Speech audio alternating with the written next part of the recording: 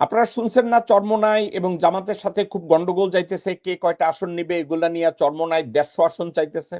এই আইডিয়াটা কার জানেন? মির্জা ফাক চরমোনাই পীরের পাশে বৈশা তারে বুঝাই আসছে। কে? ভারতীয় দালাল মির্জা ফাক এবং মোহাম্মদ সালাম, এ নান্দির ঘরের বান্দি চরমোনাইয়ের পীরের পাশে যাইয়া কইছে জামাতের লগে জোট করেন কিন্তু আপনাদের আসন ছাড়া যাবে না, জামাত আপনাদের কিছু না দিলে বিএনপি আপনাদেরকে দিবে। এখন সোর মোনাই কি করছে? সোর মোনাই চিন্তা করছে যে আমরা বিএনপির লগেই যাই। আপনি দেখেন এই সোর মোনাই আর এর মির্জা চরমোনাই হুজুর ঐক্যটা ভেঙে দিয়েছেন। কেন ঐক্যটা ভাঙলেন? মানুষ অনেকেই অনেক সমালোচনা করতেছেন। অবশেষে এটা নিয়ে নতুন তথ্য ফাঁস করেছেন জ্যাকব মিল্টন। তিনি বলতে চাচ্ছেন বিএনপির প্ররোচনায় পরেই এটা করেছেন। বিশেষ করে মির্জা ফখরুলের সাথে একাধিক বৈঠক করেছে চরমোনাই পীর। এই বৈঠকগুলোর মাধ্যমে নিশ্চিত হয়েছে চরমোনাই পীর এই ঐক্যের ভিতরে ঢুকে একটা গন্ডগোল করে তিনি বেরিয়ে যাবেন। তাকে এই নির্দেশই দেওয়া হয়েছিল বিএনপির পক্ষ থেকে। পাশাপাশি জেনারেল ওয়াকারুজ্জামান এবং ভারতীয় আধিপত্য নিয়ে গুরুত্বপূর্ণ তথ্য দিয়েছেন জ্যাকব মিল্টন।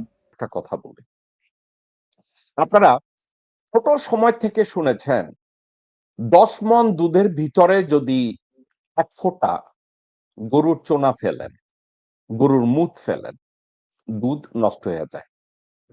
এটা ছোট সময় থেকে শুনেছেন, এটা নতুন কিছু না। এখন ধরেন বাংলাদেশের 20 কোটি মানুষ দুধের মধ্যে গোসল করছে, কিন্তু ওখানে 1 ফোঁটা মুত পড়ে গেছে। ওই 1 ফোঁটা মুতটা কে? 1 ফোঁটা মুত হলো বর্তমান সেনাবাহিনীর প্রধান মির্জাফর ওয়াকার। এখন আপনারা অনেক আগে থেকে জানেন যে কুত্তার বাচ্চাকে আমি পছন্দ করি না। পছন্দ না করার স্পেসিফিক আমার রিজন আছে, আমার কারণ আছে, আমার বিভিন্ন ব্যাখ্যা আমি আপনাদের কাছে দাঁড় করাতে পারি। এর দোষ এটা না যে সে হাসিনা মাগির বইনের জামাই, এর দোষ এটা না। তাহলে দোষ কোনটা? কয়েকটা কারণ। প্রথম কথা, একজন সেনাপ্রধান হতে গেলে শারীরিকভাবে মানসিকভাবে একটা লোককে যোগ্য হতে হয়। সেনাপ্রধান হতে গেলে আজকে শিক্ষাগত যোগ্যতা, অভিজ্ঞতা এবং দূরদর্শিতার দিক থেকে সুপ্রিয়র হতে হয় এবং তার ব্যাকগ্রাউন্ডে যেন কোনো প্রকার এসিড না থাকে, দেশদ্রোহিতা না থাকে, দূরদৃষ্টি না থাকে। অনেকে আপনারা বলবেন জেনারেল ওয়াকারের এগুলো কি নাই?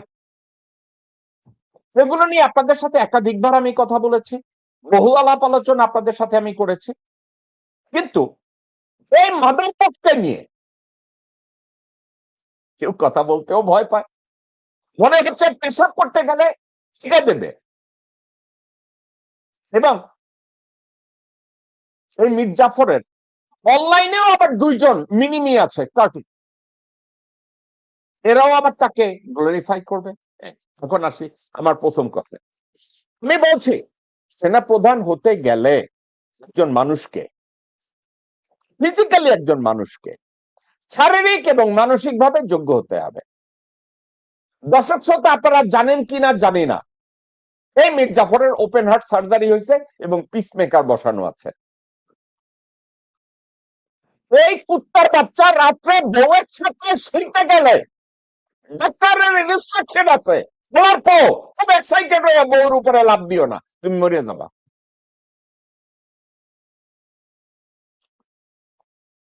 একটা লোককে বলা আছে তুমি সেক্স করতে যাইও না বউয়ের লগে, মরে যাওয়ার সম্ভাবনা আছে, পিসমেকার টাকার এগুলো সব স্পচবা পড়লে তুমি মারা যাবা।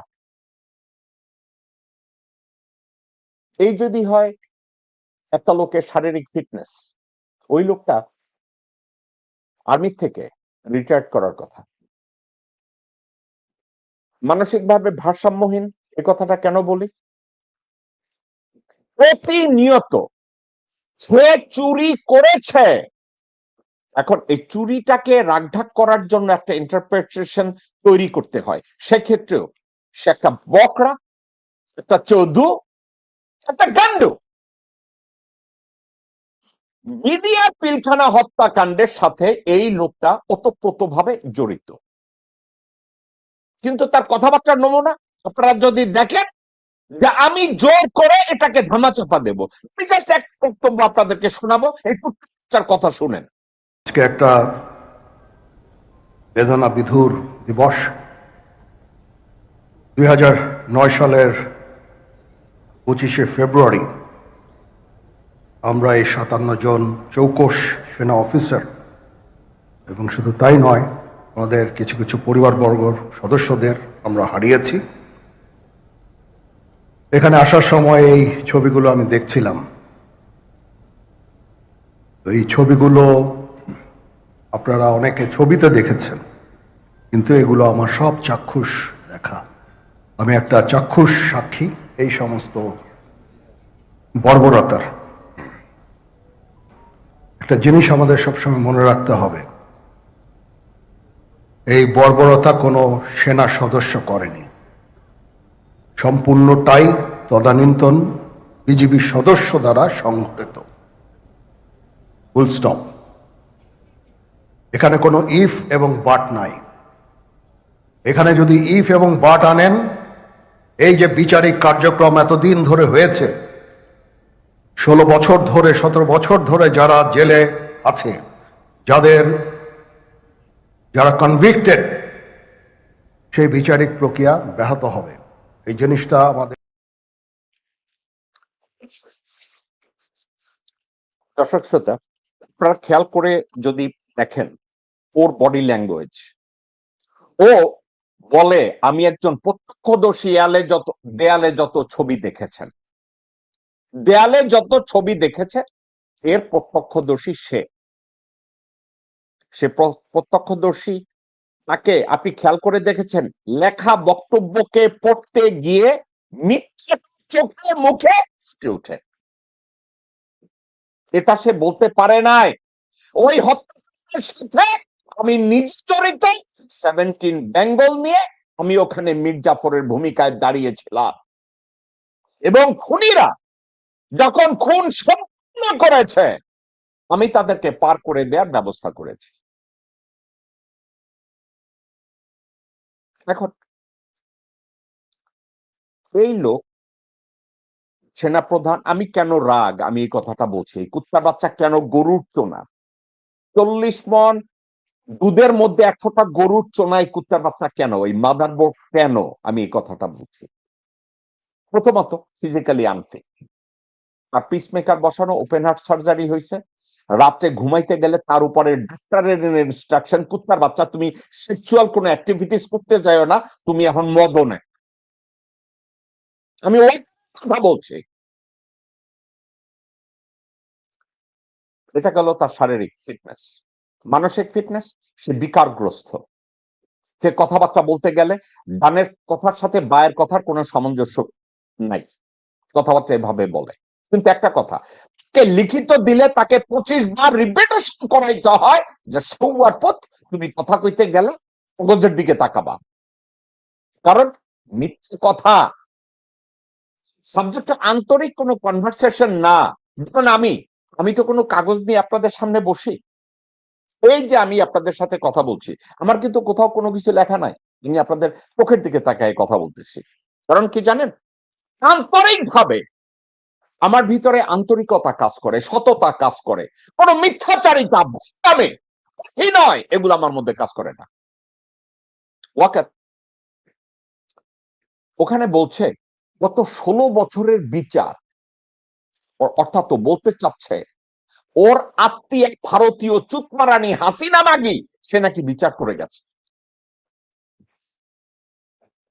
এ ধরনের একটা লোক, ওই যে আমি বলছি আমার ভিতরে প্রতিহিংসা কাজ করে না, কিন্তু আমার ভিতরে কষ্ট কাজ করে, শারীরিক ভাবে, মানসিক ভাবে, শিক্ষাগত যোগ্যতার দিক থেকে, অভিজ্ঞতার দিক থেকে, নীতির দিক থেকে, ইন্টিগ্রিটির দিক থেকে এই লোক সেনাপ্রধান হওয়া তো দূরের কথা, ক্যাপ্টেন থেকে মেজর এক্সামই পাস না করা এই সময়ের বাচ্চা সেনাপ্রধান হওয়ার কোনো যোগ্যতা নেই। অথচ হাসিনা মাগি এই ফানকির পুতেরে ওইখানে না ঢুকাইছে একটা কারণে, আমার একটা পাঁচাটা বলদ দরকার, এই বলদ আমাকে পার করে নেবে। আপনাদেরকে একটা কথা বলি, ফেরাউনের ঘরেই মুসারা লালিত হয়, ফেরাউনের ঘরে মুসারা লালিত পালিত হয়। আল্লাহ ওকে সিনামাগিকে ওয়াকারকে সেনাপ্রধান থাকা অবস্থায় জনগণ তাকে লাইট চাইয়ে বাইর করবে, এটা আল্লাহ লেখা রাখছে। কেউ বলে এনসিপির নেতারা বাইর করছে, কেউ বলে কি যেন জনগণ আন্দোলন করে বাইর করছে, কি জন্য বাইর করছে এটা এই মুহূর্তে আর বলা আর অপেক্ষা রাখে না, যা বলার আমি বলেছি বহুবার। এখন ওয়াকার, আপনারা চিন্তা করে দেখেন, গত আগস্ট থেকে এই 17-18 মাস পর্যন্ত কি করেছে, পুরো রাজনীতিটাকে, পুরো আমলাতন্ত্রকে, পুরো সশস্ত্র বাহিনী, সামরিক বেসামরিক কর্মকর্তাদেরকে সে ম্যানিপুলেট করেছে। ডক্টর মোহাম্মদ ইউনূসকে সামনে বসিয়ে পিছন থেকে সে একটা সরকার চালিয়েছে। এটাকে বলে dual government in one country. রাজনৈতিক দর্শনে পৃথিবীর কোথাও লেখা নাই there is a dual government within one country. অথচ গত 18 মাস ধরে এই কাজটা চলে আসছে বাংলাদেশে। ডক্টর মোহাম্মদ ইউনূসকে সামনে ফালায় কেন রাখছে জানেন? একটা কারণে, ডক্টর মোহাম্মদ ইউনূসের আন্তর্জাতিকভাবে গ্রহণযোগ্যতা যেটা এবং তার ইনফ্লুয়েন্স যেটা বিশ্বব্যাপী, এটাকে ওয়াকার ওভারকাম করতে পারে নাই। কিন্তু এবার ডক্টর মোহাম্মদ ইউনূসের ব্যর্থতা, ইন্ডিয়া এবং ওয়াকার যে ষড়যন্ত্র করছে, সেই ষড়যন্ত্র থেকে ডক্টর মোহাম্মদ ইউনূস নিজেকে বের করে আনতে পারে নাই। এটা ডক্টর মোহাম্মদ ইউনূসের ব্যর্থতা। ডক্টর মোহাম্মদ ইউনূস তার এই ব্যর্থতাকে কাটানোর জন্য 20 কোটি মানুষের ভাগ্যকে আবার ভারতের হাতে তুলে দেওয়ার জন্য নির্বাচনের ব্যবস্থা করেছে, এবং উনি কোনো অবস্থাতে নির্বাচন থেকে পিছাবেন না, কারণ উনি সব লেজে গুবরে ফেলেছেন। লেজে গুবরে কথাটা কখন হয় জানেন? ওই গু মুত আর সাফ করা ওনার দ্বারা সম্ভব না, উনি এমনই ভাবে লেজে গুবরে করেছে। ডক্টর মোহাম্মদ ইউনূস আমার প্রিয় মানুষ। ডক্টর মোহাম্মদ ইউনূসকে অনেক সম্মান আমি করি। ডক্টর মোহাম্মদ ইউনূস যোগ্যতা ভিত্তিক বিচারে, দর্শনের ক্ষেত্রে, গ্রহণযোগ্যতার ক্ষেত্রে, সততার ক্ষেত্রে আমার আদর্শ। Managerial skill to run a country, doctor Mohammad Yunus is 00। রাজনৈতিক ভাষায়, রাষ্ট্রবিজ্ঞানের ভাষায় তুমি যদি ডক্টর মোহাম্মদ ইউনূসকে ইমিডিয়েট করতে চাই, হি ইজ ডাবল অথবা 000। ব্যর্থতাও না। ওনার রাষ্ট্র পরিচালনায় উনি বলেছেন যে ভাই আমি সরকার পরিচালনা আমি করি নাই। ওনাকে এখন এই কথার জন্য আমি ওনাকে দোষও দিতে পারি না, একটা কথা আছে না, ফেলতেও পারি না, বমি করে ছড়িয়েও দিতে পারি না। এ কথা তো সত্য যে ওনার চেয়ে যোগ্য মানুষ এই মুহূর্তে বাংলাদেশে নাই। এ কথাও তো সত্য ওনার চেয়ে বিশ্বব্যাপী গ্রহণযোগ্য মানুষ আর দ্বিতীয়টা বাংলাদেশে নাই। এই দুইটাই তো সত্য। উনি সৎ এবং ভালো মানুষ, কিন্তু রাষ্ট্র পরিচালনার ক্ষেত্রে তো আমার গাব গাছ দরকার নাই, আমার কলা গাছ দরকার নাই, কিন্তু সৎ মানুষের দরকার আছে, যোগ্য মানুষের দরকার আছে। তাইলে ডক্টর মোহাম্মদ ইউনূসকে আমার চেয়ে আগে সমর্থন কেউ করে নাই, আমি তাকে সমর্থন করেছি। স্টেট ডিপার্টমেন্টে আমি তার সমর্থন দিয়ে বহু জায়গায় আমি দৌড়াদৌড়ি করেছি। ডক্টর মোহাম্মদ ইউনূসের মতো কানেকশন কি আমার আছে? ধারে কাছেও নাই। ডক্টর মোহাম্মদ ইউনূসের যেই রিচ, ধারে কাছেও কি আমার অবস্থান আছে? চিরপটি। কিন্তু ডক্টর মোহাম্মদ ইউনূস তার যোগ্যতায় সে ওখানে গিয়েছে। এখন মজা এবং বিরক্তির কথা এবং 20 কোটি মানুষের দুর্ভাগ্য, জেনারেল ওয়াকারের মতো মির্জাফরের উনি ফেল করেছে। বাংলাদেশ ওনার নাম শুধু উনি প্রধান উপদেষ্টা, কিন্তু বাংলাদেশের পূর্ণ নিয়ন্ত্রণ আনকির ছেলে ওয়াকারের হাতে। আপনারা আমাকে অনেকে বলেন না যে জেকব ভাই আপনি ওয়াকারকে খানকির ছেলে কি করে বলেন? তাদেরকে ঠান্ডা মাথায় আমি একটা কথা বলেন, রাজাকার আল বদর আল শামস তারা নাকি বাংলাদেশের মহিলাদের নিয়ে পাকিস্তানিদের হাতে তুলে দিছে, বলেন না? পাকিস্তানি আমলে খেতাব দিত না বাংলাদেশিদের? কত খেতাব টেতাব দিত, বীর বাহাদুর বাল বাহাদুর, কত বাহাদুর টাহাদুর খেতাব টেতাব দিত পাকিস্তানিরা। কেন দিত জানেন? যারা তাদের তাবেদারি করবে, যারা ক্ষমতাসীনদের তাবেদারি করবে তাদেরকে। অথচ বাংলাদেশ রক্ষী বাহিনী, জেআরবি, ডিএলএফ, ওই যে মুজিব বাহিনী, মুজিব শেখের, এরা কি কোনোদিন মুক্তিযোদ্ধা ছিল? যেমন ওই যে কিশোরগঞ্জের ফজলুর রহমান, এ কি মুক্তিযোদ্ধা ছিল? মুজিব বাহিনীর কাজ ছিল ভারতীয় কুত্তার বাচ্চা সেনাবাহিনীকে মাগি সাপ্লাই দেওয়া, জিনিসপত্র চুরি ডাকাতি করছে এগুলারে আগাইয়া দেওয়া। তাইলে আপনারা রাজাকার আর আলবদর আখ্যা দেওয়ার সময় শুধু পাকিস্তানিদের সাপোর্ট যারা করছে তাদেরকে রাজাকার আলবদর দিবেন, আর মুজিব বাহিনীর যারা ভারতীয় জেনারেল আর ভারতীয় মেজর আর ব্রিগেডিয়ারদের মাগি সাপ্লাই দিছে, জিনিসপত্র চুরিতে সহযোগিতা করছে, তাদের নাম কি দিবেন? তাদের কোনো নাম নাই কেন? তাদেরও তো একটা নাম হওয়া উচিত। এই কথাটা কেন আসছে? ওয়াকারের বাপ মা খান বাহাদুর পাইছে কাদের কাছ থেকে জানেন? ব্রিটিশদের কাছ থেকে। কারণ তাদেরকে মাগি সাপ্লাই দিছে, মুরগি সাপ্লাই দিছে। মাগি আর মুরগি সাপ্লাই দিয়ে যারা দেশদ্রোহিতা করছে সে তাদেরকেই খান বাহাদুর খেতাব দেওয়া হয়েছে। এই জন্য ওয়াকারকে আমি বলি খানকির পুত। আপনারা তারা রাজাকার বলেন আর সৌয়ার পুত বলেন, আর আমি বলি খানকির পুত। খান বাহাদুরের অর্থই হইতেছে মাদারচোদ রাজাকার, দেশদ্রোহী, এবং শক্তির সাথে পা চাপতে গিয়ে নিজের বউ বান্দা দিছে, দাদি বান্দা দিছে, পুত্র বান্দা দিছে, সব বান্দা দিছে এই মাদারচোদ। অর্থাৎ এই মাদারচোদরা সেই দালাল হইয়া, এই জন্য তারে আমি খানকির পুত বলি। তো এখন ওয়াকার, প্রথমে আসি, সে শারীরিকভাবে যোগ্য না, মানসিকভাবেও যোগ্য না, পেশাগতভাবে তার যোগ্যতার কথা আপনারা কি জানেন? সে ক্যাপ্টেন থেকে মেজর প্রমোশন এক্সামে ওইখানেই সে 2বার পরীক্ষা দিতে হয়েছে পাশ করতে, আপনারা জানেন? এই মাদারচোদ বিএসসি ওই যে কলেজে পড়ছে, লন্ডনে কিংস কলেজে লেখাপড়া করতে গেছে, আপনারা কি জানেন ওখানে সে অ্যাডমিশন টেস্টে ফেল করছে? আপনারা কি জানেন? কেউ খোঁজ খবর নিছেন?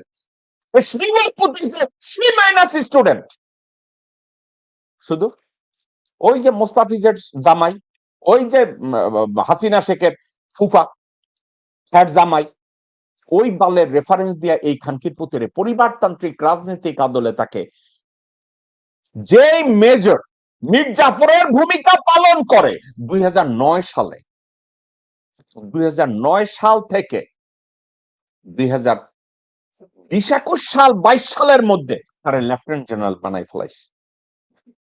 আপনারা বুঝেন? আপনাদেরকে আমি কথায় কথায় কখনো কখনো বলি, দর্শক শ্রোতা, আপনারা একটা জিনিসকে সুন্দরভাবে, এই জিনিসগুলোকে, এই দুর্নীতিগুলোকে, এই পরিতন্ত্রের এই আমি যখন ব্যাখ্যা করতে চাই, এই ক্রিকেট বলারদের জন্য আমার কোনো ভালো শব্দ আমার মুখে আসে না, আমার মুখে আসে না। 2009 সালে যে খানকির পুত মেজর থাকাকালীন মীর জাফর ছিল, তাকে 1 বছরের ব্যবধানে ব্রিগেডিয়ার বানিয়ে 46 এর ব্রিগেড কমান্ডার বানানো হয়। আপনারা চিন্তা করতে পারেন? আপনারা চিন্তা করতে পারেন জেনারেল হাকিমকে রিপ্লেস করা হইলো এই খানকির পোলারে দিয়া?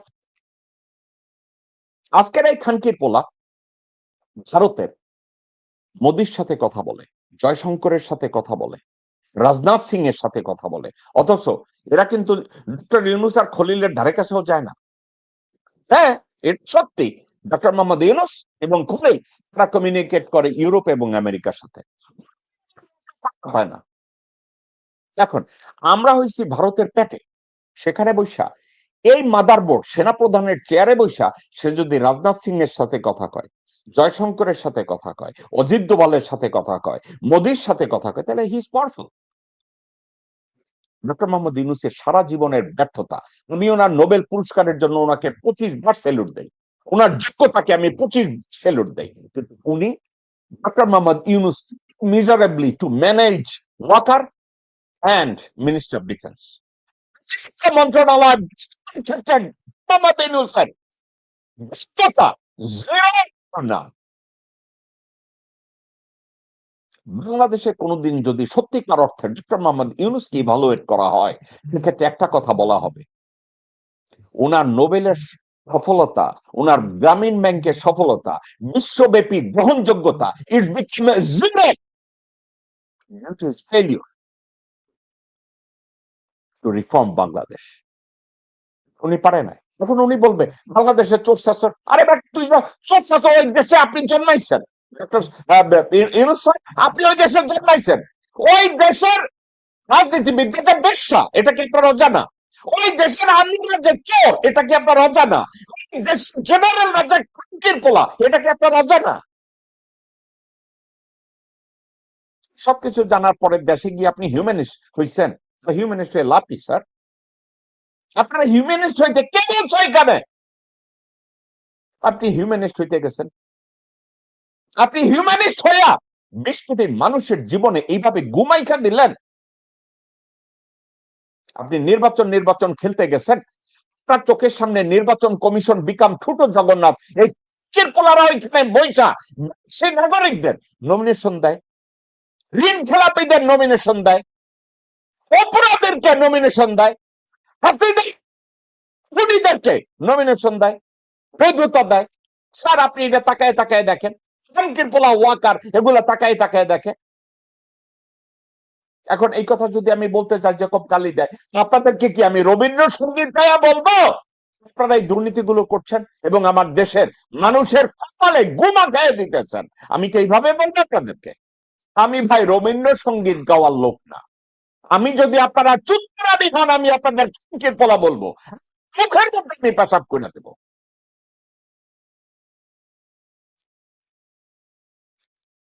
সমস্যা একটা জায়গায়, দুর্নীতি কোথায় গেছে, আপনি কোথায় গিয়ে ঠেকাবেন, আপনি আমাকে বলেন। নিয়ে আজকের কথা বলছি, আমার ভাই ওসমান হাদি, আমার ভাই শরীফ ওসমান হাদি বলছে আমার লাইফ ওয়ার্ক করে দিছি এই দেশের জন্য। শোনেন আমার ভাই হাদি কি বলে। হারামজাদারা মনে রাখ, জীবন রে আল্লাহর কাছে ওয়াকফ কইরা দিছি। বাংলাদেশে জুলাই জনতাকে নিরাপত্তা দেওয়ার জন্য যদি এইখানে ঘোষণা করে 100 লাশ লাগবে, সেই 100 লাশ আমাদের হবে ইনশাআল্লাহ। সুতরাং এই সুশীল কথা দিয়া আমাদেরকে প্রতিরোধ করা যাবে না। এই আপোষ না সংগ্রাম, ক্ষমতা না জনতা, আমার ভাই কবরে খুনি কেন বাইরে।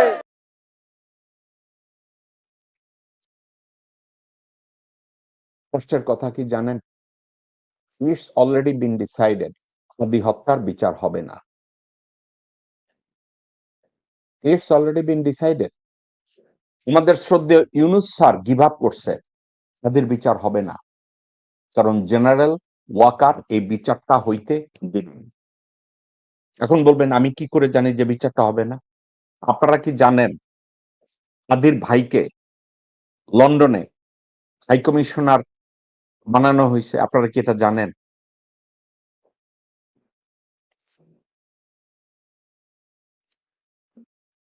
ওসমান হাদির ভাই ওমর হাদিকে যুক্তরাজ্যে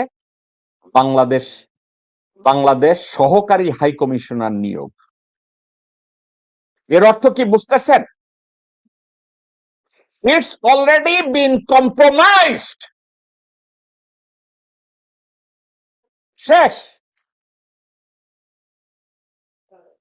আমার ভাই হাদির হত্যা মামলা শেষ, জাস্টিস ফর হাদি শেষ। একটা কথা আপনাদেরকে আমি বলি, কমরেড সিরাজ শিকদার,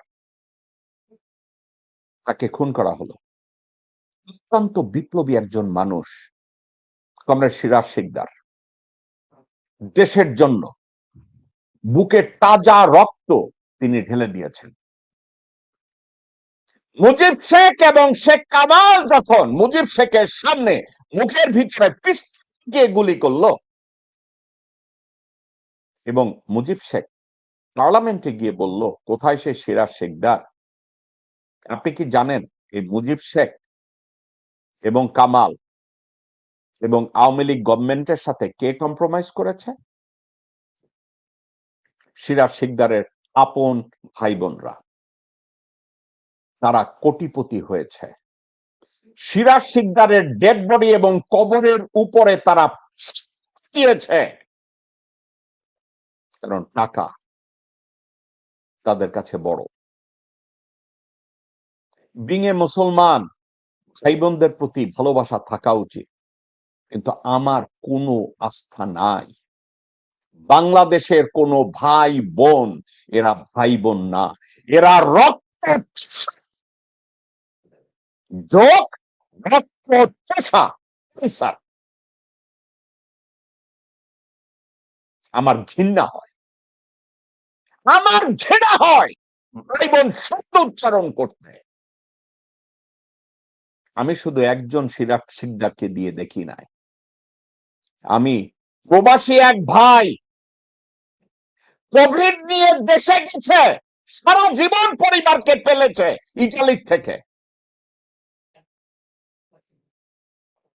ওই ভাইকে তার আপন ভাই বোনরা ঘরে ঢুকতে দেয় নাই।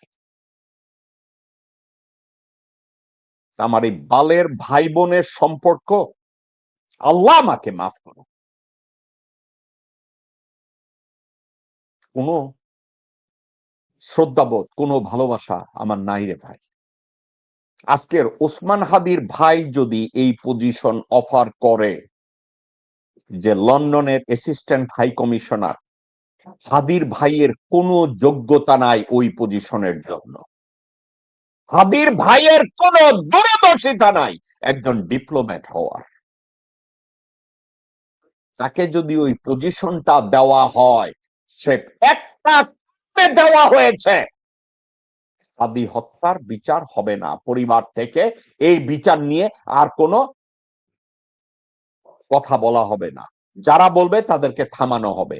হাদি হত্যার বিচার করা যাবে না। ওয়াকার কি ব্যবস্থা করেছে? ওয়াকার কি ব্যবস্থা করেছে?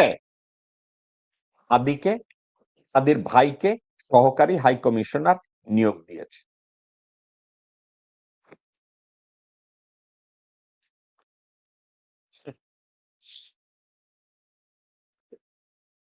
জাস্টিস ফর হাদি।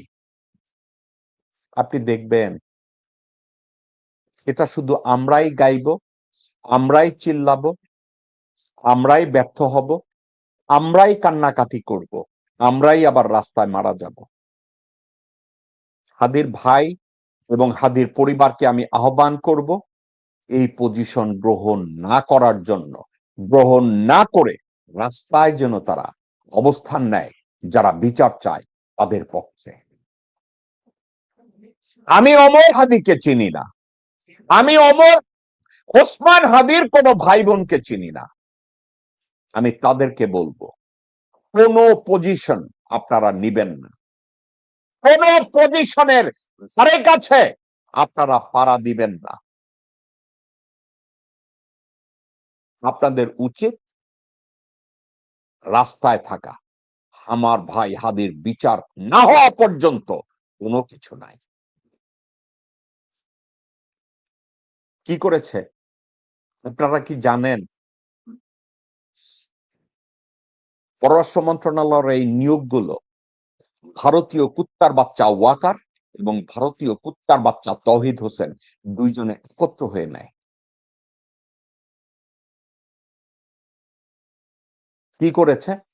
যারা বাইরে কথা বলে তাদেরকে, যাদেরকে নিয়ে তাদের একটু চুলকানি আছে, তাদেরকে কি করে, বাইরে এম্বাসিতে চাকরি দেয়। এম্বাসিতে চাকরি দিয়ে তাদের মুখটাকে বন্ধ করে দেয় এবং ওই যারা কথাবার্তা বলে তাদেরকে তারাও বেশ্যাদের মতো, অর্থাৎ পয়সার ওই যে বাজিতে পয়সা লাগায়, ওই লাগানোতে যারা অফারটা দেয়, অফারের সাথে সাথে তারা এই অফারটা নিয়ে নেয়।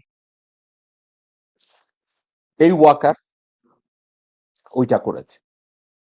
এই ওয়াকার বেগম জিয়ার হত্যাকাণ্ডের সাথে, আমি বেগম জিয়ার মৃত্যুকে মৃত্যু বলি না, বেগম জিয়াকে জুডিশিয়াল কিলিং যেটা করা হয়েছে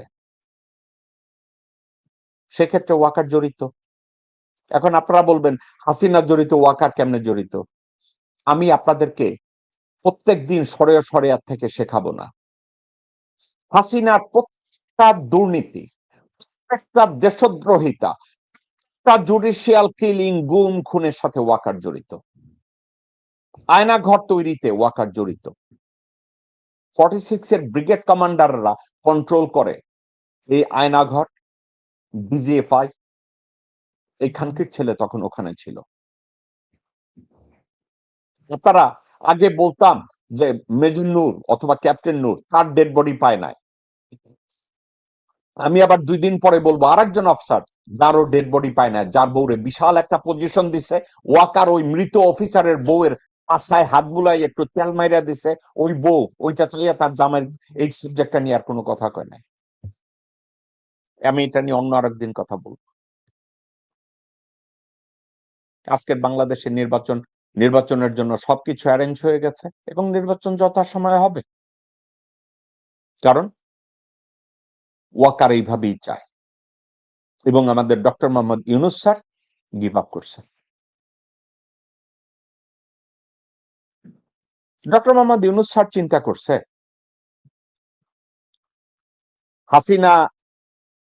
হাসিনাকে তাড়ানো আমার দরকার ছিল, কারণ আমার বিরুদ্ধে কেস টেস যেগুলো হয়েছে এগুলো তো আসলে কোনো কেস না, এগুলো ছিল ভুয়া কেস। তা হাসিনাকে আমার সরাইতে হবে। হাসিনারে সরানোর জন্য সে বিশাল একটা ভূমিকা পালন করছে। ডক্টর মোহাম্মদ ইউনূস, আপনারা আমার কথা কান খুলে শুনে রাখেন, he played a biggest role in history of Bangladesh. অথচ উনি ফেল করছে।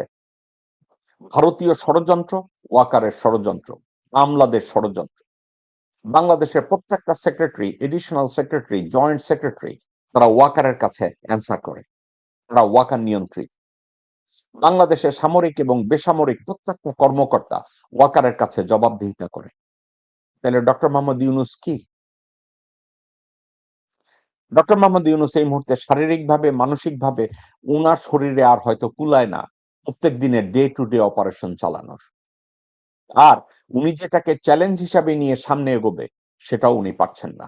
উনি নির্ভর করেছেন পরকাষ্ঠা, কি যেন, আলী রিয়াজ এবং পরকাষ্ঠা খলিল, তাদের উপরে।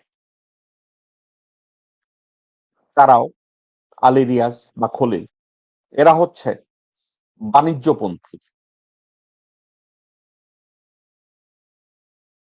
যোগ্যতা ভিত্তিক বিচারের কথা আমি প্রায় বলি, অভিজ্ঞতার কথাও আমি বলি। আপনার যোগ্যতা আছে, অভিজ্ঞতা আছে, কিন্তু আপনি লোভী, আপনি দেশদ্রোহী, দেশের প্রতি আপনার সহমর্মিতা নাই, দেশপ্রেমকে আপনি ধারণ করেন না, দেশের 20 কোটি মানুষের ভাগ্য নিয়ে আপনি ছিনিমিনি খেলতে আপনি মোটেও দ্বিধাবোধ করেন না। আমরা কি তাইলে কেঁদে ফেলবো? আমরা কি সবকিছু হাল ছেড়ে দিয়ে বসে থাকবো? আমি তা মনে করি না। আমাদের যুদ্ধ চলবে। আপনারা হয়তো আজকের অনেকে ডিমোরালাইজড হয়েছেন, হাদির ভাইকে এই পজিশন অফার করা হয়েছে। আমি অবাক হব না যদি হাদির ভাই এই অফারটা নিয়ে লন্ডনে চলে যায় এবং হাদির বিচার কার্য থেকে তারা পরিবার সহ দূরে সরে যায়, হাদির পরিবারকে ধনী বানাইয়া দেওয়া হয়। আমি অবাক হব না, কিন্তু আমি অবাক হব হাদির ভাই যদি ইমান বুকে নিয়ে সামনে দাঁড়িয়ে বলে আমি এই পজিশন চাই না, আমি আমার ভাইয়ের বিচার চাই। এটা যদি করে আমি অবাক হব। কারণ ভাইয়ের লাশের উপর দিয়ে কোন মানুষ এই পজিশন নিতে পারে, কোন হিউম্যান বিং নিতে পারে, আমার জানা নাই। সত্যি কথা বলি, ভাই বোনদের প্রতি আমার আর কোনো শ্রদ্ধাবোধই থাকবে না, এমনি নাই, আরো থাকবে না। হাদির ভাই এই পজিশনটা নিয়ে সে যদি লন্ডনে যায়, আমি জানি না, আমি জানি না। আমি গত রাত্রের থেকে আমি ঘুমাতে পারি না একটা কথা চিন্তা করে, হাদির ভাই যদি এই পজিশন নেয়, যে মানুষগুলো রাস্তায় নেমেছে, যে মানুষগুলো পুরো অনুভূতি নিয়ে হাদির জন্য কান্নাকাটি করে, হাদির ভাইয়ের জন্য যারা রীতিমতো লোকজনের সাথে ফাইট করে, তাদের সামনে দিয়ে হাদির ভাই যদি এই পজিশনটা নিয়ে লন্ডনে যায়, কথা একজন একজন মানুষের একটু রাগ দেখায় হাদির জন্য। একটা লোক হাদিকে খারাপ বলছে, হাদির সম্পর্কে বাজে কথা বলছে, ঠিক আছে, হাদির সম্পর্কে বাজে কথা বলছে, এই লোক গালি দিয়ে ফাটায় ফেলাইছে যেই লোক হাদির সম্পর্কে বাজে কথা বলছে। এক সেকেন্ড আমি আপনাদেরকে ওই ভিডিওটা দেখাতে চাই।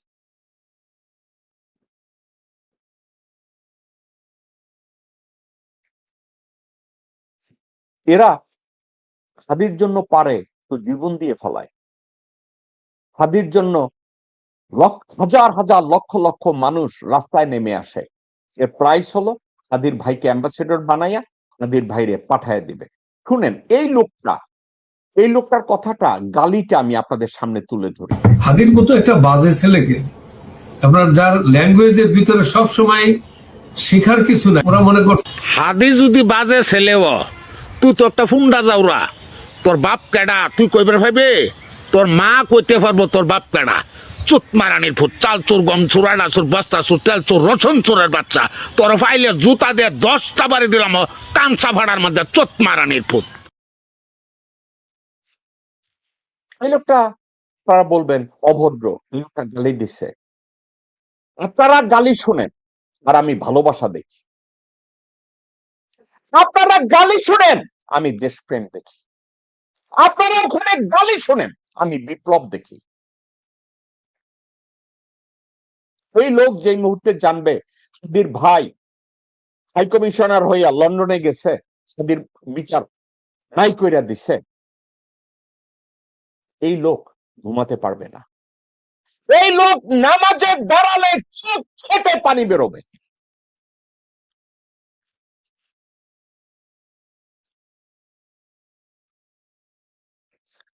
আমরা হেরে যাই সবাই, পাশার গেম, ওয়াকার ষড়যন্ত্র, ভারতীয় ষড়যন্ত্র, আমরা হেরে যাই।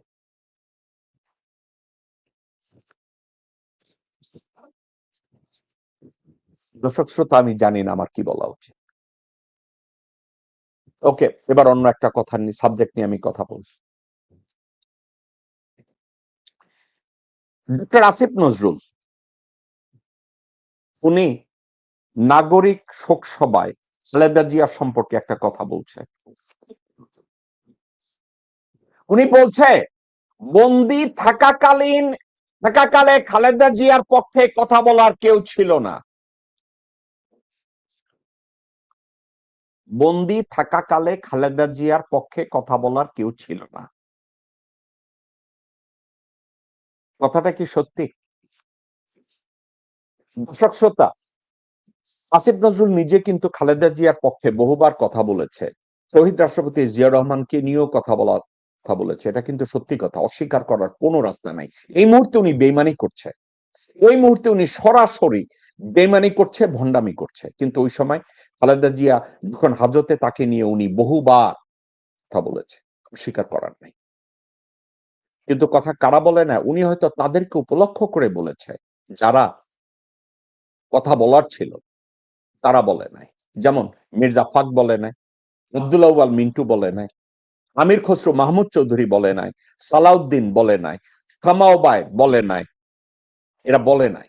মোহাম্মদ সালাম বলে নাই, আমানুল্লাহ আমান বলে নাই, গয়েশ্বর রায় বলে নাই, কারণ এরা সবাই বেঈমানের গোষ্ঠী, তারা বলে নাই। কিন্তু এই কথাটা কেউ যে বলে নাই এটা সত্যি না। কেন সত্যি না? আমি এই কথাটাকে পার্সোনালি নিয়েছি, যেটা সত্যি না। আসিফ নজরুল দেশে বসে যেমন কথা বলেছে, আমেরিকার মাটিতে বসে আমি আমার মতো করে আমেরিকার স্টেট ডিপার্টমেন্টে আমি কথা বলেছি। Three-time Prime Minister of Bangladesh, Begum Khaleda Zia, there's a media report that she was being poisoned and ill-treated while she was in government custody. Now, they're not allowing her to go abroad to have adequate treatment, and she's dying. UN already made a request for her treatment in abroad. Does America has any plan to make the same request? Let me take that question back. আমি আপনাদেরকে কথাটা বলি কি হয়েছিল ওখানে। State ডিপার্টমেন্টে আমি ওখানে গেলাম। ওখানে ওই আওয়ামী লীগের এক দালালা ছিল মুশফিক ফজল আনসারী। মুশফিক ফজল আনসারীকে এই কথাটা বহুবার বলা হয়েছিল যে তুমি এই প্রশ্নটা করো। ইংরেজি ঠিক এখানে কইতে পারে নাই, তাকে দিয়ে এই কথাটা বলানো যায় নাই। বেগম জিয়ার চিকিৎসার ব্যাপারে এই কথাটা তাকে বলানো যায় নাই। আমি কথা বললাম। আমি যখন এই প্রশ্নটা করি, ওই মাদারবোর্ড আমার 3 চেয়ার পরে বসা ছিল মুশফিক ফজল। ওখানে ম্যাথিউ মিলার আমার প্রশ্নটার জবাব না দিয়ে বলছে I will answer you back. আমি যখন এটা করেছি, আরাফাত এবং হাসিনা গণভবনে হাসাহাসি করছে, আর মানব জমিনের সম্পাদক মতিউর রহমান চৌধুরী এই পোলায় ওইনে বসে কইছে জনৈক বাংলাদেশি, অথচ এই খানকির পোলা কিন্তু 3 দিন আগে আমার লগে কথা কইছে। কারণ তাহলে জনৈক বাংলাদেশি কেন কইছে জানেন? কারণ এই মতিউর রহমান চৌধুরী খানকির পোলা মুশফিক ফজল আনসারী আর হাসিনার লগে গোপনে গোপনে পিরিত বানাইতো, ইন্ডিয়ান এম্বাসিতে যাইয়া পয়সা নিত এই মতিউর রহমান চৌধুরী। আরে আপনারা এখন সুশীল বলেন, চেতনা বাস না চ্যাট বাস কথা বলে। এখন আসিফ নজরুল বলছে কেউ কথা বলে নাই। উনি যদি বলে আসিফ নজরুল যে তাদের বলার কথা তারা বলে নাই, তাহলে উনি সত্য কথা বলেছে। কিন্তু কেউ বলে নাই, বলার ছিল না, এটা ঠিক না। যে যেখানে পেরেছে। আমি শুধু স্টেট ডিপার্টমেন্টে না, আমি পেন্টাগনে বলেছি, জাতিসংঘে বলেছি, সিনেটে বলেছি, কংগ্রেসে বলেছি, ওনার ব্যাপারে সব জায়গায় আমি বলেছি। অন্য কে কি বলে নাই সেটা তো সবাই জানে। কারণ ওনার দলে উনি একটা কথা আছে, that person individual is sleeping with his enemy. Begum Zia তো উনি বেডরুমে, ওনার বেডরুমে ছিল বেঈমান কতগুলো। ওনার বেডরুমে ঢুকায় রাখছিল খায়রুল কবির খোকনের বউ, মির্জা ফাকের আত্মীয় স্বজন এবং আব্বাসের বউ এবং শিমুল বিশ্বাস। এরা ওইখানে বৈশা বৈশা বেগম জিয়া যা করত তার প্রতিটা ইনফরমেশন হাসিনা এবং গণভবনকে দিত। আবার এটা নিয়ে এত আমি আর বাড়াতে চাচ্ছি না। এরপরে অন্য আরেকটা বিষয় নিয়ে আমি কথা বলতে চাই। জায়জার দিনের সম্পাদক শফিক রেহমান, শফিক রেহমান ডোনাল্ড ট্রাম্পকে দাওয়াত দিছে গতকালকের ওই নাগরিকদের, বেগম জিয়ার নাগরিক শোক সভায় বসে ডোনাল্ড ট্রাম্পকে দাওয়াত দিছে। আমি এই বুড়া হাবড়ার কথা বলি। এই বুড়া হাবড়া, আমি আমার অফিস থেকে একদিন বেরোলাম, আমি দেখলাম যে বুড়া হাবড়া হাইটা যাইতেছে একা। না একা ছিল না, এখানকার ওই বিএনপি সিঙ্গারা খাওয়া পার্টির 2-4টা বালছল ছিল।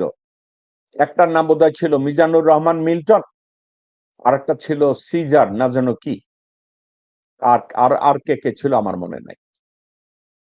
আমি এই বুড়া হাবড়া শফিক রেহমানকে দেখেই আমি বুঝছি যে এই বান্দর এখানে কতগুলো পা চাটা রিক্সাওয়ালা খানকির পোলা আছে, সাংবাদিকতা করে, সাংবাদিকতার নাম করে, কোন জায়গার বেসমেন্টে গিয়া সিঙ্গারা খায়। এই সাউয়ার পুতহিনে যে চা সিঙ্গারা খাইবো, দেশে যায় কইব যে আমেরিকায় গিয়া বাল ছিড়াইছি। আমি কিন্তু শফিক রেহমানরে বলছিলাম, চোদনা বেটা, স্টেট ডিপার্টমেন্টে যাইয়া ওই মুখপাত্র না, সামনে কে আসবে তারা না, ভিতরে ঢুকে দেখ কোন জায়গায় অ্যাপয়েন্টমেন্ট আপনি পান কিনা কারো কাছে, তেলতুলা মাইরা। এবং আমি বলছিলাম কোন কাজে যদি আমি সাহায্য করতে পারি আমারে জানায়। 2 নম্বর বলছিলাম দেশে যায়েন না, দেশে গেলে আপনি গোয়া মারা খাইবেন, হাসিনা আপনারে খাইয়া দিব। এখন নিউ ইয়র্কে কয়েকজন মানুষ আছে, এরা নিজেদেরকে দিনের বেলা বিএনপি বলে এবং এরা আসলে বিএনপি জীবনেও করে নাই। কারণ এখন একটা কথা আছে না, তারেক রহমান বিএনপি খুঁজে বাইর করে আওয়ামী লীগের মধ্যে, আর আওয়ামী লীগের খুঁজে বাইর করে যারা সরাসরি রয়ের দালাল, তাদেরকে তারেক রহমান খুঁজে খুঁজে বাইর করে। তখন এই বিএনপির নাম বেচা গিয়াস আহমেদ নামের আরেকটা তল্পি বাহক আছে, 10 পাস এক হরিবাস কাকে বলে, গিয়াস আহমেদ, দোহার না 2500 না বিক্রমপুর কোন জায়গায় জানি বাড়ি, 10 পাস এইখানে এসে কইছে ঢাকা ইউনিভার্সিটি থেকে সে এমবিএ করছে। আপনারা একটু খবর নিয়ে দেখেন, গিয়াস আহমেদ নামের এই ভণ্ড হারামজাদা, আমি জানি সে 10 পাস করছে, আর ওইখানে এসে লোকজন কইছে ঢাকা ইউনিভার্সিটি থেকে সে এমবিএ করছে। এখন কথাটা হইতেছে, এই গিয়াস আহমেদ, মিজানুর রহমান মিল্টন ভুইয়া, জিল্লুর রহমান, এরা একত্র হইয়া সিজার নামে একটা ছেলেরে বেড বানাইলো। পরবর্তী সময়ে সিজার যখন অ্যারেস্ট হইল, তখন এই গিয়াস আহমেদ এবং মিজানুর রহমান মিল্টন ভুইয়া এরা গিয়া এফবিআই কে ইনফরমেশন দিয়ে আসছে তারেক রহমান নাকি বাংলা ভাইয়ের নেতা, জঙ্গি গোষ্ঠীর নেতা, এবং এই বাংলা ভাইয়ের জঙ্গি গোষ্ঠীর সাথে শফিক রেহমান আর আমার দেশ পত্রিকার মাহমুদুর রহমান জড়িত। এই কথাগুলো আপনাদেরকে আমি বানিয়ে বলছি না। নিউ ইয়র্কের সাউদার্ন ডিস্ট্রিক্টে আপনারা অ্যাটর্নি জেনারেল ভার্সেস সিজার এই কেসটা দেখেন। এই কেসের জাজ ছিল জাজ ভিনসেন্ট প্রিসেটি। আমি ওই কেসের কাগজ আমার কাছে আছে। আমার কথাটাকে চ্যালেঞ্জ করে আপনারা কেউ যদি জানতে চান, আমি সরাসরি বলি, তারেক রহমান যে এবং বিএনপি আমেরিকার যে টিয়ার 3 টেররিস্ট অর্গানাইজেশন, এর জন্য পুরোপুরি দায়ী গিয়াস আহমেদ, এর জন্য পুরোপুরি দায়ী মিজানুর রহমান মিল্টন ভুইয়া, এর জন্য পুরোপুরি দায়ী যুক্তরাষ্ট্রে কয়েকজন বিএনপি আলছল। তারা এখন কি করে জানেন? তারেক রহমান তাদেরকে বিএনপির কেন্দ্রীয় কমিটির মেম্বার বানাইছে। একটা কথা আমি বলি, আপনি যদি আজরাইলের দাওয়াত দিয়া বেডরুমে ঢুকান, তো আজরাইল তো আপনার জান কবজ করবে, করবে না? বেগম জিয়া বিশ্বাস করছে কারে? শিমুল বিশ্বাসে, যে রয়ের দিনে রাইতে রয়ের লগে আড্ডা মারে। বেগম জিয়া বিশ্বাস করছে কারে? গোয়েশ্বর, গোয়েশ্বর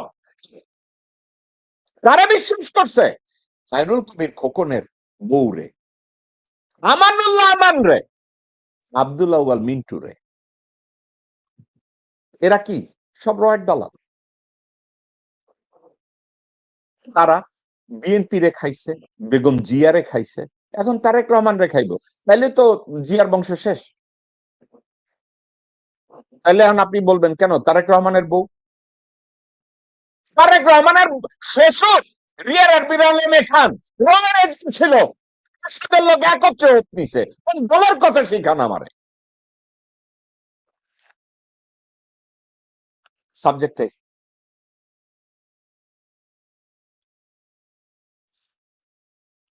একটা কথা আছে, আমার ভাই হাদির ভাই ওমর যদি হাই কমিশনারের চাকরি নেয় ভাইয়ের ডেড বডির উপর দিয়ে, তাহলে তারেক রহমান দেশদ্রোহিতা কইরা এগুলো করবে না কেন? আমি আপনাদেরকে নিরাশ করতেছি না, দিস ইজ ফ্যাক্ট। আপনারা বিচার করে দেখেন, what world are we living in? Tarique রহমানের পছন্দ জানেন কেমন পছন্দ? হাসিনা মোমেনরে বানাইছিল পররাষ্ট্রমন্ত্রী, তার কথাবার্তার নমুনা শুনেন না আপনারা? ভারতের সাথে আমাদের সম্পর্ক স্বামী স্ত্রীর কথাটা মনে আছে? আর তারেক রহমান এখন একজন নতুন মোমেন্ট পাইছে, আপনারা শুনলে আসবেন, নতুন মোমেন্ট। হাসিনা তারেক রহমান একজন নতুন মোমেন্ট পাইছে। এক সেকেন্ড আপনাদেরকে দেখাই নতুন মোমেন্টটাকে।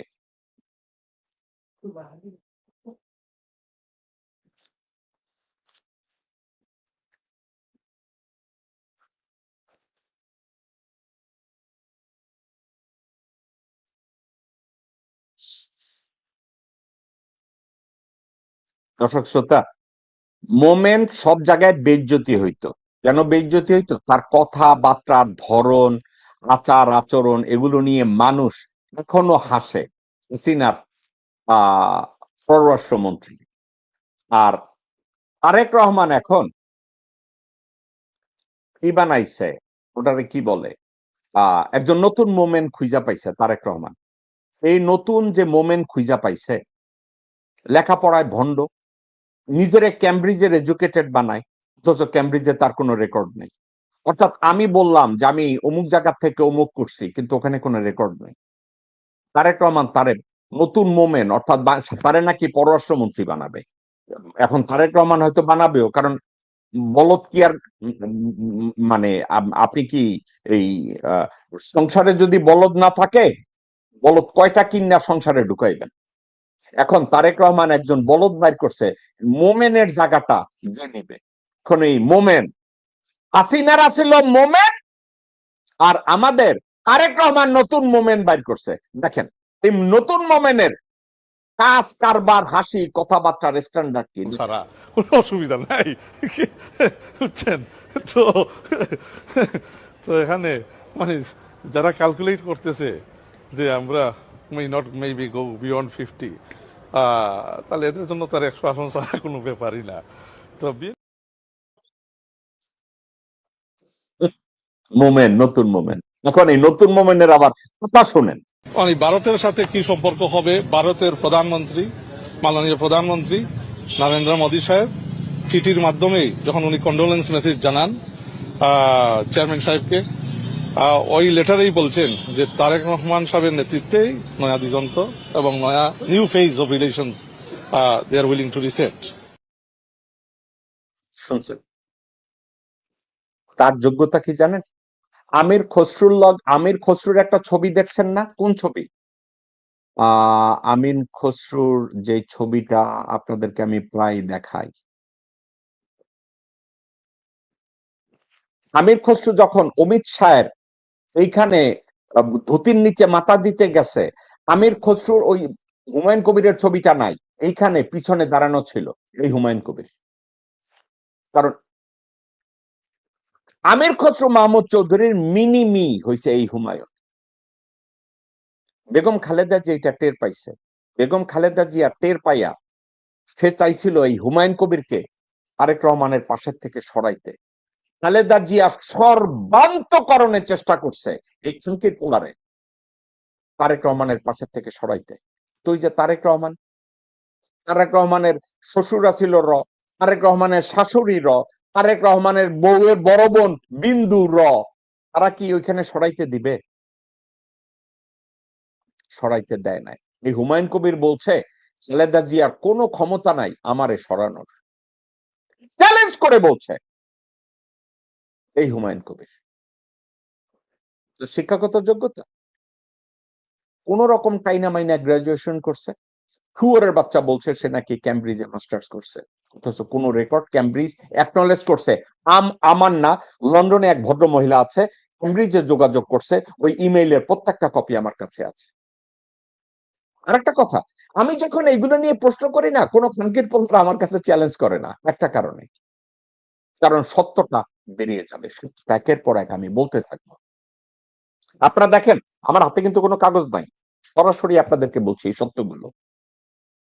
আমি কোনো ভিডিও বানাই না রে ভাই, লাইনে বইলা দেই আপনাদেরকে, this is fact. Tarique Rahman নতুন মোমেন্ট বাইর করছে। এখন আপনাদেরকে বলি, শফিক রেহমান ওই অনুষ্ঠানে ডোনাল্ড ট্রাম্পকে দাওয়াত করছে। আমি কথাটা বলছিলাম না, আমি সেই হারাই ফেলছি। সে ওইখানে বসে আর ডোনাল্ড ট্রাম্পকে দাওয়াত করে। কেন করে এটা জানেন? শফিক রহমানের কিন্তু পুটকিতে ছাপ্পা মারা।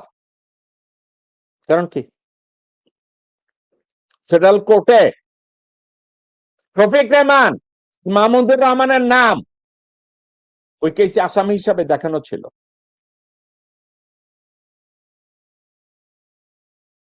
এখন শফিক রেহমান বাংলাদেশে গেছে লন্ডন থেকে, বাংলাদেশে যাইয়া ভূমিদস্যু খানকির পোলা শাহ আলম এর কাছ থেকে পয়সা নিয়া আবার যায় দিন শুরু করছে।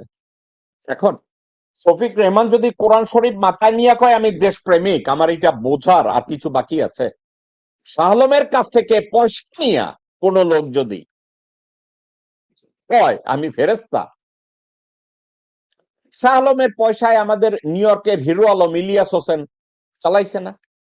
ইলিয়াস হোসেনের ফেসবুক অ্যাকাউন্ট ছাইয়ে দিয়ে তো শাহ আলমের উপকার হয়েছে। ইলিয়াসকে পয়সা দেওয়া লাগতো, বাংলা এডিশনের পয়সা দেওয়া লাগতো প্রত্যেক মাসে 15-20 লাখ টাকা, 25 লাখ টাকা, আরো বেশি দেওয়া লাগতো। তো শাহ আলমের রিটায়ার দেওয়া লাগতেছে না। তো শফিক রেহমান ডোনাল্ড ট্রাম্পকে দাওয়াত দেয় বাংলাদেশে বৈশা খালেদা জিয়া নাগরিক শোক সভায়। আমি ভণ্ডামিরও একটা সীমা থাকে, এই ভণ্ডামির কোনো সীমা নাই। আপনি শফিক রহমানের সাথে দেখা হইলে আপনাদের কারো দর্শকবৃন্দ আরো এই শো দেখার পরে শফিক রহমানরে ফোন কইরা আবার রেফারেন্স দিয়া বইলেন, আমি বলছি যে তুমি একটা বুড়া, তুমি এখন মুখ পেলে সেটা করে দাও, তোমার ভ্যালু জিরো।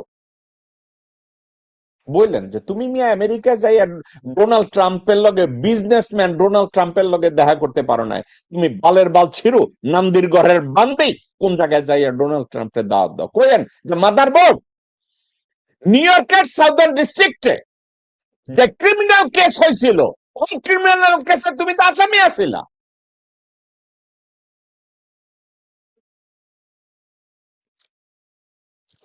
আমি শফিক রেহমান, আপনি যদি আমার কথা শুনে থাকেন, আপনার প্রতি আমার শ্রদ্ধাবোধ আছে, আপনি ভালো লেখেন, আপনি ভালো সাংবাদিক। আপনি যদি এই বিষয় নিয়ে কখনো আমার সাথে কথা বলতে চান, আপনি কথা বলতে পারেন। আপনার আমার উপরে গোসা করার বদলে আপনি paysar.com ওখানে ঢুকে, paysar.gov ওখানে ঢুকে সাউদার্ন ডিস্ট্রিক্টে আপনার নাম খুঁজে বাইর করেন, আপনার নাম মাহমুদুর রহমান সাহেবের নাম, এবং এই কেসটাকে রেফার করা হয়েছে বিএনপি কে যখন আমেরিকা টিয়ার 3 টেররিস্ট অর্গানাইজেশন করা হয়েছে, ডিক্লেয়ার করা হয়েছে, তখন এই কেসটাকে সাইড করা হয়েছে। আপনারা বোদ্ধা আছেন না কতগুলা চেটের বাল আব্দুল্লাহ, বিএনপির যে সব খানকির পোলারা নামদির ঘরের বান্দিরা এসে মাঝে মাঝে আমারে গালি দিতে চান।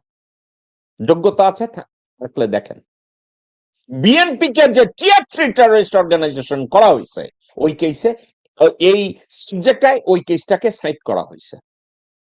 যারা লয়ার তাদের এটা বোঝা উচিত।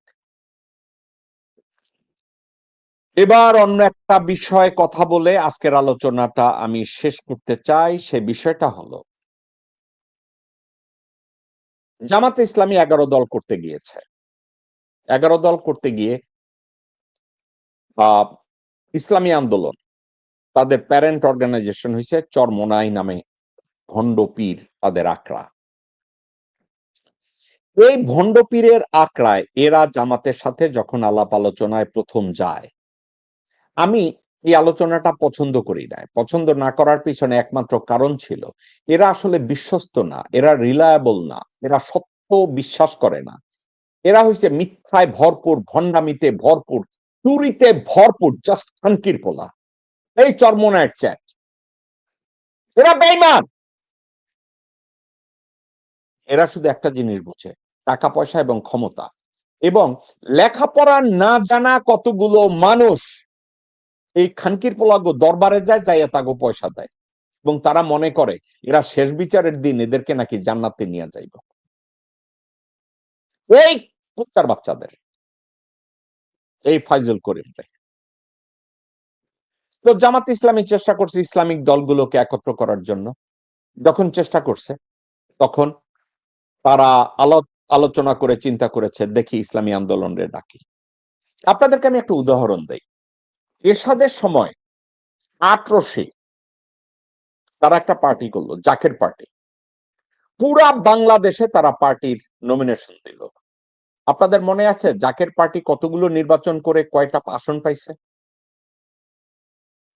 জাকের পার্টি এরশাদ শাসনামলে এত বেশি শক্তিশালী ছিল যে জাকের পার্টির পীর সাহেবের, ৮৮ পীর সাহেবের মাইয়া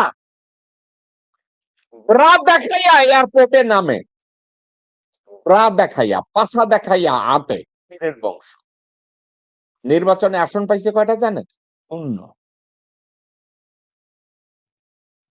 আর এখন এই নতুন আক্রোশে গজাইছে এই ভণ্ড চোরমোনাই,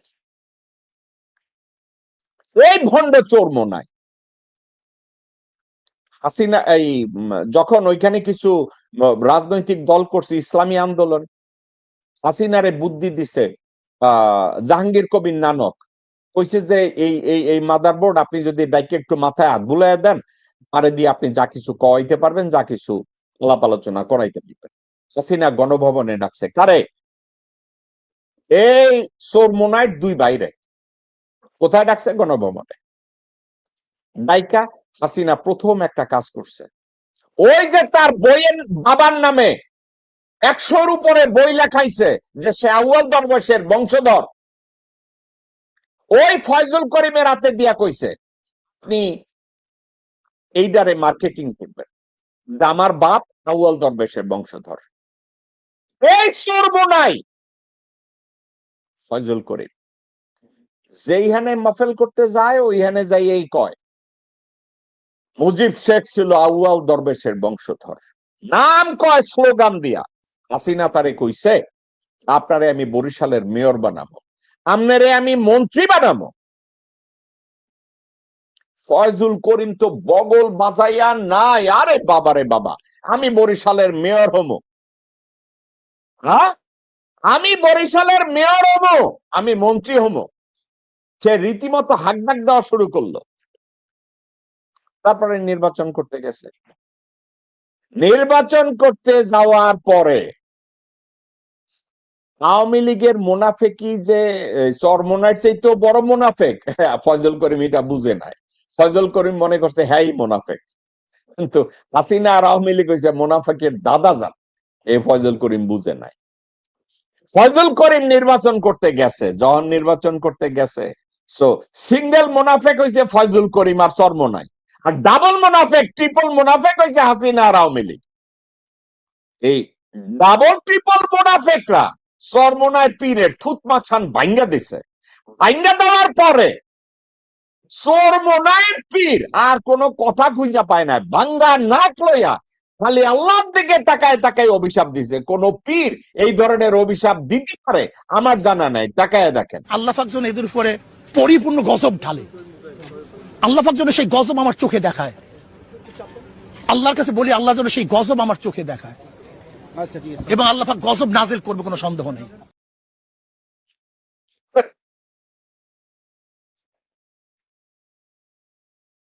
শকুনের দোয়ায় কোনোদিন গরু মরতে দেখছেন? শকুনের দোয়ায় গরু মরে না। এই মুনাফেক, এই সিঙ্গেল মুনাফেক যখন ডাবল মুনাফেকের সাথে কথা কাম করতে গেছে আওয়ামী লীগ এবং হাসিনা, ওরে থুতমা ফাটাইছে।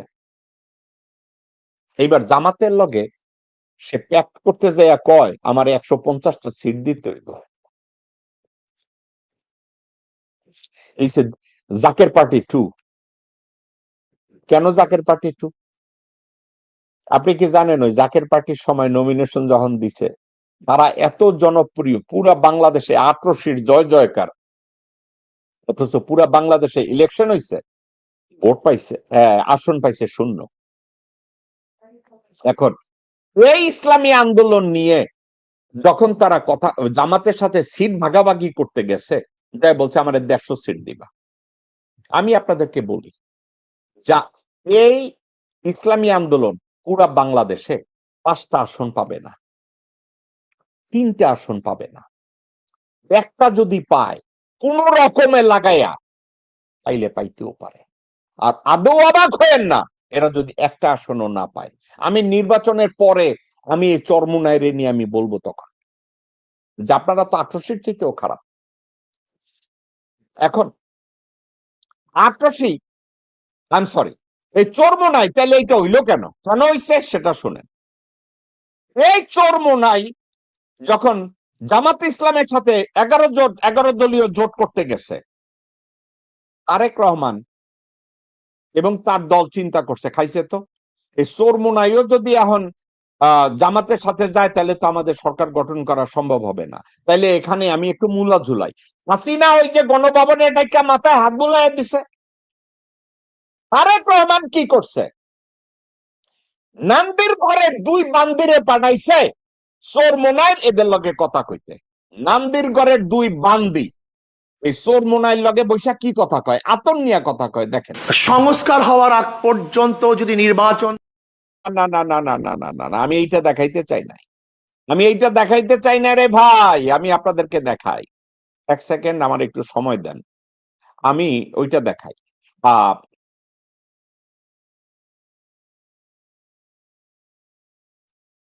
1 সেকেন্ড ভাই, আপনাদেরকে আমি ভিডিওটা যেটা দেখাইতে চাইতেছি, 1 সেকেন্ড।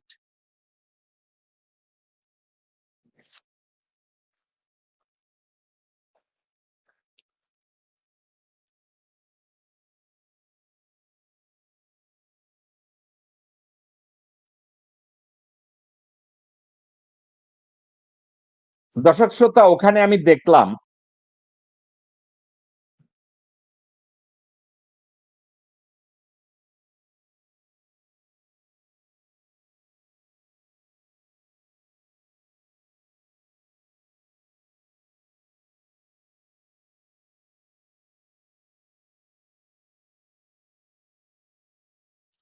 চরমোনাইর সাথে দেখা করতে গেছে মির্জা ফাক,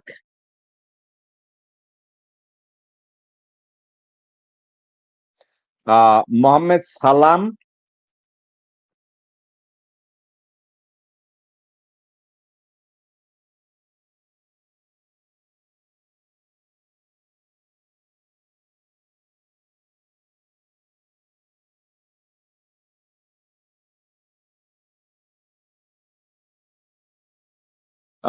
আমি জানি না আমি ভিডিওটা পাইছি কিনা। ওখানে তারা বসছে, ওখানে গিয়া সালাম, মির্জা ফাক আর এই ফয়জুল করিম এরা ওখানে বসে কথা কইতে গেছে, এবং এখানে কথা কইতে যাইয়া তারা আলাপ আলোচনা করছে, আতরের প্রশংসা করে। আতর, তাদের কাছে আতর ছিল সাবজেক্ট। আসল ইস্যুটা ছিল এই চরমোনাইরে কোন রকম এই জোট থেকে বাইর কইরা যদি তারা বিএনপির দিকে নিতে পারে। এখন বিএনপি তাদেরকে নিয়ে কি করছে?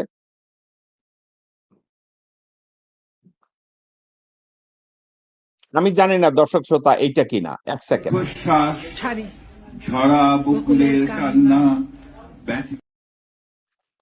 না ভাই, এটা আরেকটা ভণ্ডামি, আরেকটা ভণ্ডামি।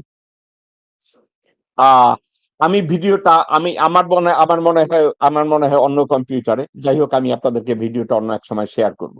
তো ওখানে মোহাম্মদ সালাম আর মির্জা ফাক গেছে, যাই আতর দেওয়া দই করে, একজনের হাতে আরেকজনে আতর দেওয়া দই করে। আতর কেন দিছে? একটা কারণে, তারা যদি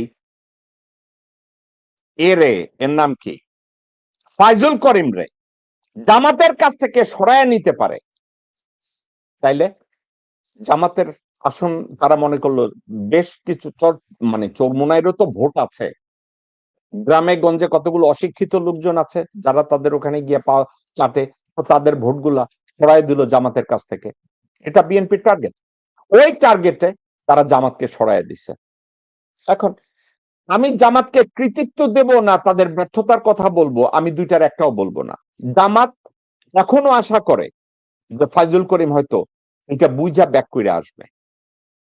এখন জামাত ইসলামের অ্যাপ্রোচটা চরমোনাইর কাছে এইটা হওয়া উচিত, সত্য কথাগুলো আমি যেভাবে বলি মুখের দিকে তাকাইয়া, যে পিসাব গণভবনে তো ঢুকছিলেন, গণভবনে ঢুইকা আপনার মুখ থেকে হাসিনা তার বাপের আউলিয়াগিরি শিখাই দিছে, হাওয়াল দরবেশের বংশধর। এখন তারেক জিয়ারে কোনটা বানাইবেন?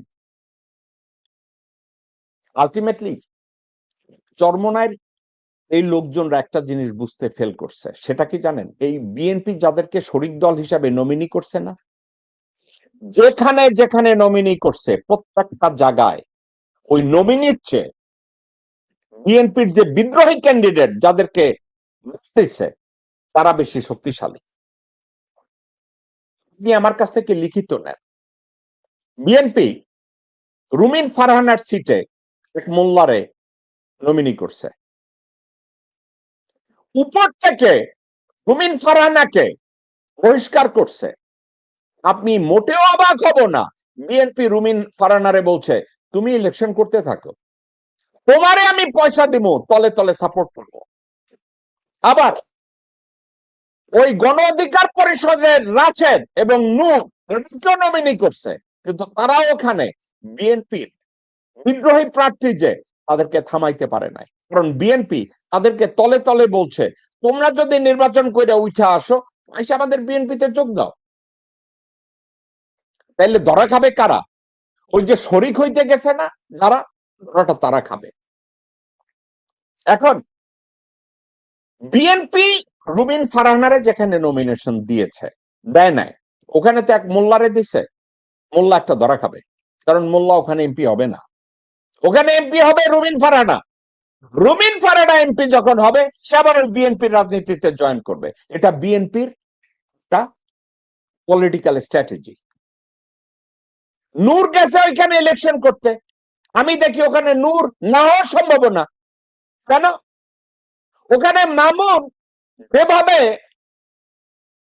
দলবল নিয়ে ইলেকশন করতেছে, আমার কেন যেন মনে হয় নূর হেরে যাবে। নূর যদি হয়, আমি দোয়া করি, নূরের জন্য দোয়া করি, রাশেদের জন্য দোয়া করি, রুবিন ফারহানার জন্য দোয়া করি, তারা যেন হয়। কিন্তু আমি একটা কথা কই, না রুবিন ফারহানা না, ওইখানে যে মোল্লা যারা নমিনি করছে তারে। কিন্তু বিএনপির শরিক হিসাবে যারা নির্বাচন করতে গিয়েছে, যেই কয়টা সিট তাদেরকে দিয়েছে, আমি লিখিত দিই আপনাদেরকে, অধিকাংশ সিটে বিদ্রোহী প্রার্থী জিতবে এবং বিদ্রোহী প্রার্থীরা জিতে আবার বিএনপিতে আসবে। এবং এটা হবে বিএনপির পলিটিক্যাল স্ট্র্যাটেজি। আমি বিএনপির গালি দেব না, কারণ এটা বিএনপির রাজনৈতিক স্ট্র্যাটেজি। এখন এই মোল্লারা, নূর এবং রাশেদ, এরা যদি ওই মুহূর্তে পাসার খায়, সেক্ষেত্রে আমার তো কিছু করার নাই। বিএনপি বলবে আমরা নমিনেশন দিয়েছি। এখন রুমিন ফারহানার আসনে যেই বিএনপি মনোনয়ন দিছে মোল্লারে, এই মোল্লার পক্ষে তারেক রহমান যাবে ক্যানভাস করতে, মির্জা ফখরুল যাবে ক্যানভাস করতে? লিখিত নেন, যাবে না। নুরুল হক নূরের ইলেকশন ক্যাম্পেইনে তারেক রহমান যাবে? মির্জা ফখরুল যাবে? যাবে না। রাশেদের নির্বাচনী প্রচারণায় মির্জা ফখরুল যাবে? যাবে না। আর যদি না যায়, তারেক রহমানও যাবে না, মির্জা ফখরুল যাবে না। তাইলে ওখানে বিদ্রোহী প্রার্থীরা জিতবে এবং বিদ্রোহী প্রার্থীরা জিতে এবার বিএনপিতে জয়েন করবে, বিএনপি তাদেরকে ওয়েলকাম করবে। It's the political strategy. What can you do? There is nothing you can do. চর্ম নাই, এইখানেই একটা বাড়ি খাবে। কারণ চর্মনাই রে বিএনপি লোভ দেখাইছে, মির্জা ফখরুল লোভ দেখাইছে, মোহাম্মদ সাল্লাম লোভ দেখাইছে, আইও আইও পিসাব, আপনি আমার কাছ থেকে লিখিত নেন।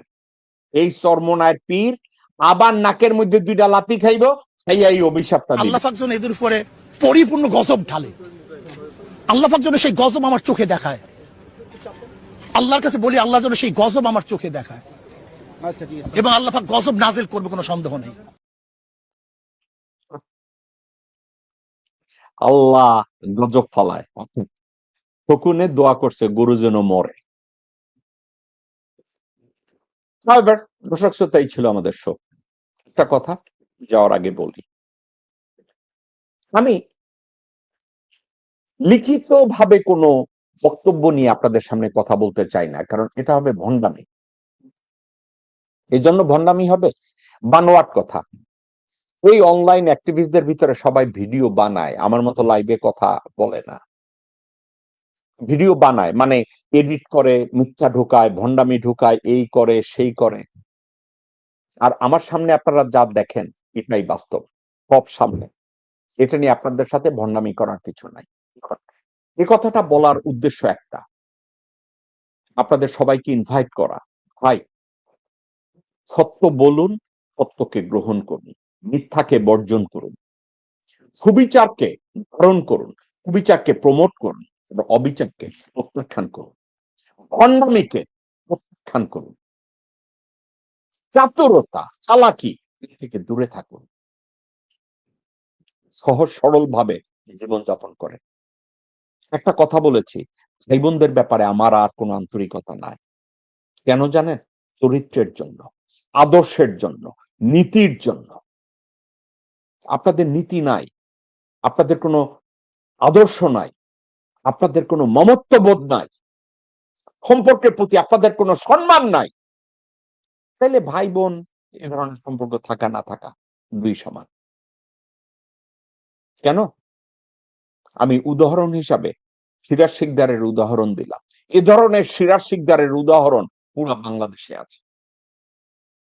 আজ আমি যখন জানলাম গতকালকের শরীফ ওসমান হাদির ভাইকে ওয়াকার জবের অফার দিছে হাই কমিশনারে, আমি তখনই বলেছি বিচার শেষ। আমার কথায় কষ্ট পেয়ে থাকলে কষ্টটাকে জ্যাকব মিল্টনের আলোচনা শুনে বুঝতে পেরেছেন যে আসলে বাস্তবতা আসলে কোন দিকে যাচ্ছে। তার মানে পীরকের সাথে বিএনপির সখ্যতা রয়েছে, কিন্তু বিএনপি তো আমরা দেখি তারা বলে বিএনপি থেকে তাদেরকে অফার দেওয়া হয়েছে, 100 সিটের অফার দেওয়া হয়েছে, 200 সিটের অফার দেওয়া হয়েছে। আবার বিএনপি তাদেরকে কিন্তু আওয়ামী লীগের ফেসিলিটির দোষরও বলে হাত পাখা দিয়ে নাকি বিএনপি এই রেজাউল করিম হাসিনাকে বাতাস করেছে, এমন কথাও কিন্তু বিএনপির পক্ষ থেকে বলা হয়। তো বিএনপি এখন টানছে তাদেরকে, বিএনপির তো এখন আর টাইম নেই, বিএনপি টানলে কি হবে? তো মোট কথা বিএনপির কিছু এজেন্ডা তারা বাস্তবায়ন করছে। এই ঐক্যে যদি তারা থাকতো সবচেয়ে বেশি ক্ষতিগ্রস্ত হতো বিএনপি, আর ঐক্য না থাকায় সবচেয়ে বেশি লাভবান হয়েছে কিন্তু বিএনপি। এখানে বিএনপি ফেফরুলের সাথে কিন্তু চরমনের পীরের বেশ ভালো একটা সম্পর্ক এবং সখ্যতা রয়েছে। সবকিছু মিলে স্পষ্ট যে তারা বিএনপির পক্ষের উপরেই এই কাজগুলো করেছে।